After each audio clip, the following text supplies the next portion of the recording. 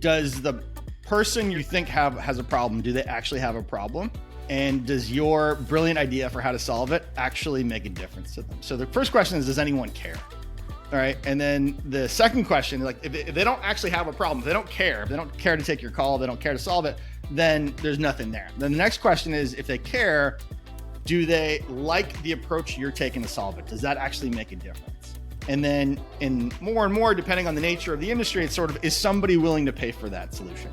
Be it the end user, be it their boss, be it an advertiser. Are there enough people that are willing to pay for it? Oh, and this question number one, can you sell it to them? Can you sell it to more than one of them? And then, like, can you find more people like them? Can you do that in a way that's cost effective? But what is the most basic way of proving out that people have this problem? What is the most basic way of proving out that your solution works? And so it could just be getting an off-the-shelf solution. I do love pitching things as a way of knowing, but pitching it with a proof point, with something that people can react to, because oftentimes my words paint a different picture in your head than the picture that's in my head as it's coming out.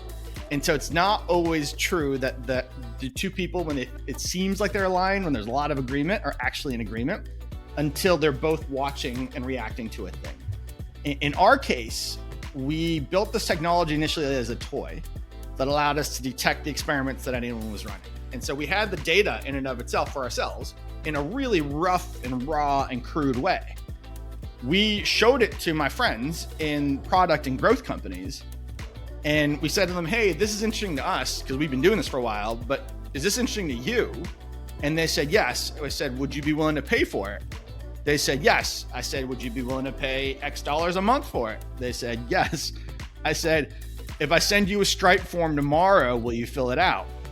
And they said, yes, right? And then we did. We sent them a Stripe form. So the only thing that was on the web that exists for Do What Works, so if you went to dowhatworks.io, the only thing you would see was a simple Stripe form with like a way of collecting the credit card payments. And we got 3 people to pay us in exchange for a product that was going to be delivered in a really rough and crude way. We got them a dashboard faster than we had promised.